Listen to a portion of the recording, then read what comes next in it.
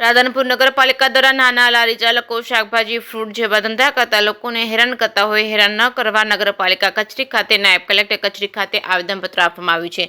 પાટણ જિલ્લાના રાધનપુર ખાતે નાના લારી ધંધા કરી પોતાની રોજગારી ચલાવતા લોકોને નગરપાલિકા દ્વારા હેરાનગતિ કરવામાં આવતી હોય કેટલાક લોકો દ્વારા દબાણો કરી કેબિનો અને દુકાનો બનાવી ભાડા ખાતે હોય તેવા લોકોને નગરપાલિકા પ્રોત્સાહિત કરતી તેમને કોઈપણ જાતની રોકટોક વગર દબાણ કરવા દેતી હોય અને નાના લોકોને હેરાન કરતા હોય તેને ધ્યાનમાં રાખી નાના લોકો વેપાર કરતા એમને હેરાન કરવાના કારણે આજરોજ નગરપાલિકા કચેરી ખાતે લેખિત રજૂઆતો કરી હતી। રાધનપુર નાયબ કલેક્ટર કચેરી ખાતે પહોંચી રજૂઆત કરી હતી। દબાણો દૂર કરી નાના વેપારીઓને લારી ચલાવતા લોકોને નગરપાલિકાના નીતિ નિયમ પ્રમાણે ભાડું લઈ જગ્યા ઊભી રહેવા માટે આપી દે તેવી માંગણી કરવામાં આવી છે। મોટી સંખ્યામાં નાના વેપારી કરતા લોકો નગરપાલિકા કચેરી ખાતે સેવા સદન ખાતે પહોંચી આવેદનપત્ર આપ્યું હતું। જગ્યાશ્રી ગુજરાતી સાથે મનુ ઠક્કર, રાધનપુર। અત્યારે અમારા ઉપર દબાણ કરવામાં આવ્યું છે।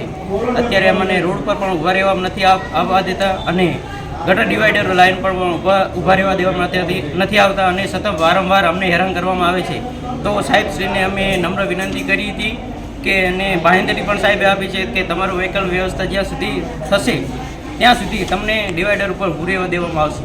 શું નામ તમારું? કિશનભાઈ માણાભાઈ કુંવરી ભાઈ ઝુંઝવાડિયા છે। થોડા દિવસો પહેલાં દેવી પૂજક સમાજ અને અન્ય સમાજને જે નાના વેપારીઓ છે જે લારી અને ગલ્લાઓ રાખીને પોતાનું ગુજરાન ચલાવે છે તેવા લોકોને રાધનપુર નગરપાલિકા દ્વારા વારંવાર એક જગ્યાએથી બીજી જગ્યાએ ખસેડવા અથવા હેરાન કરવામાં આવતા હતા। ત્યારબાદ અમે બધા જ સમાજના જે નાના વેપારીઓ છે તે મળીને રાધનપુર નગરપાલિકામાં આવેદનપત્ર આપ્યું છે। ત્યારબાદ નાયબ કલેક્ટરશ્રીને પણ રજૂઆત કરી છે।